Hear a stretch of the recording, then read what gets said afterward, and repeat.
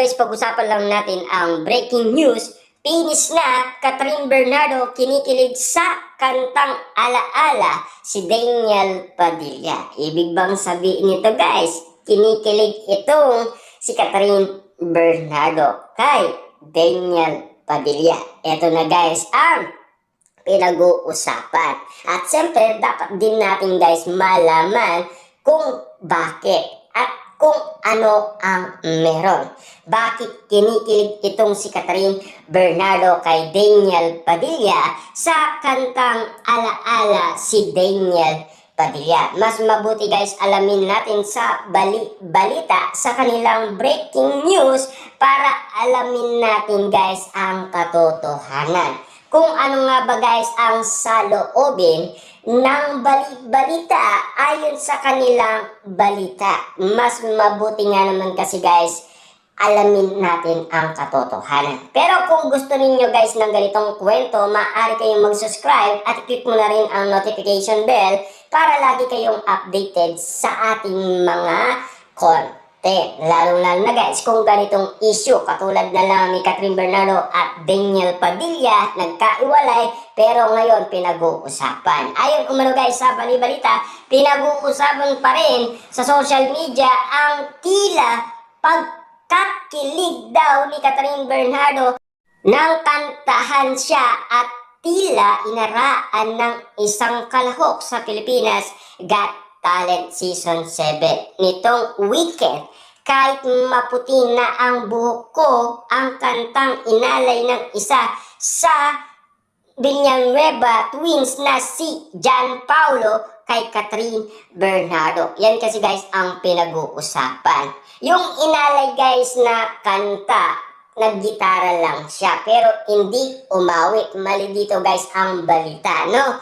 Pero alam natin guys ang kumanta ay si Catherine Bernardo. Kung mapapansin niyo guys, balikan niyo na lang sa YouTube channel ng Pilipinas Got Talent Season 7. At alamin niyo guys kung papaano talaga ang nangyari. Pero dito guys, mali talaga ang balita.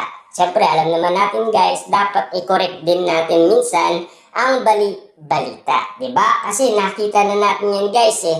Kaya dapat mas alam natin ang tunay na nangyayari.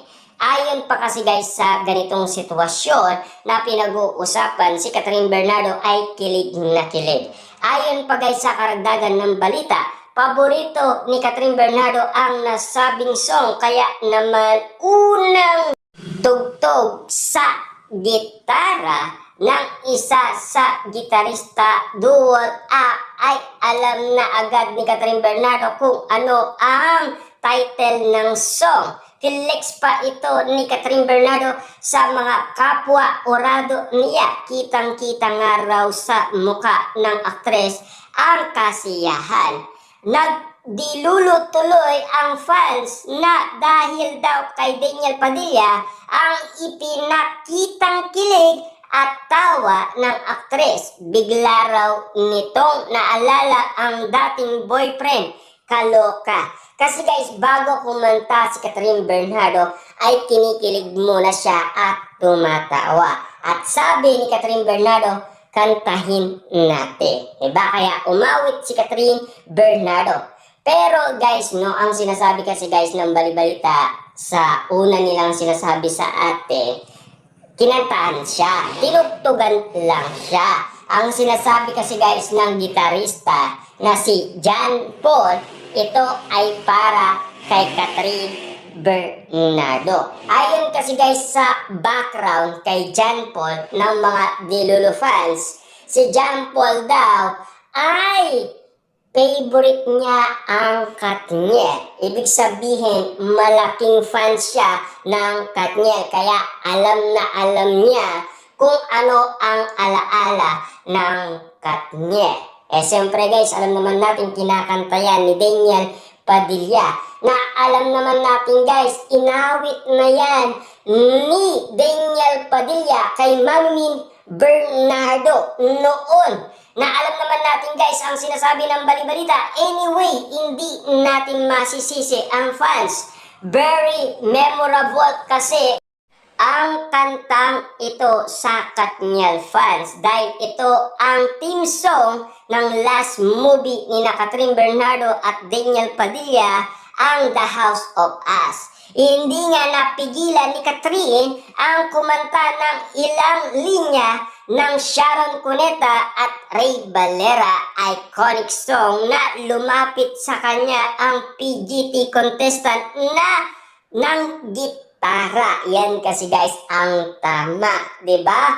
Kasi nag-request si Eugene Domingo ng Ugot Song, 'di ba? Kaya nga naman guys, nung tumugtog na ang gitara, kasi ang sinasabi ng contestant na si John Paul, yan ay para kay Catherine Bernardo. Kasi guys, si John Paul ay fans na fans ni Catherine Bernardo at Daniel Padilla. Kaya alam niya kung ano ang magpapakilig kay Catherine Bernardo. Parang tulong na rin guys kay Daniel Padilla ang ginawa ni John Paul para kiligin naman guys si Catherine Bernardo at para nga naman kasi guys malaman natin kung talagang minamahal pa rin ni Catherine Bernardo si Daniel Padilla. Actually, no si Balasi ni Sampaguita ang nakapagpayes na performance sa 4 na orado. Pero nang tanungin ni Catherine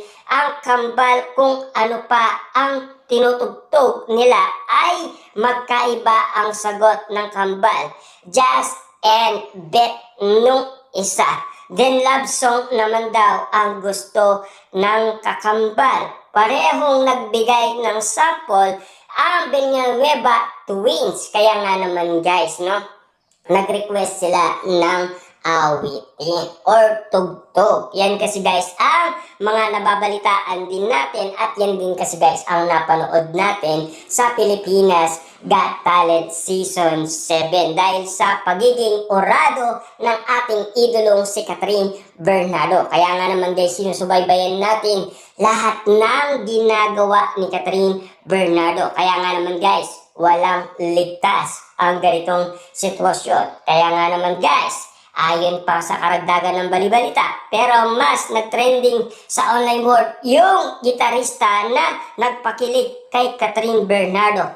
Bongga. Kasi guys, dito malalaman na talagang kilig na kilig si Catherine Bernardo. Dahil ito ang theme song ng last movie nila na The House of Us. Talagang tandang-tanda pa rin guys ni Catherine Bernardo. Alam nyo ba guys kung anong paboritong movie ni Catherine Bernardo sa Katniel? The House of Us. Kaya nga naman guys, kilig na kilig si Catherine Bernardo.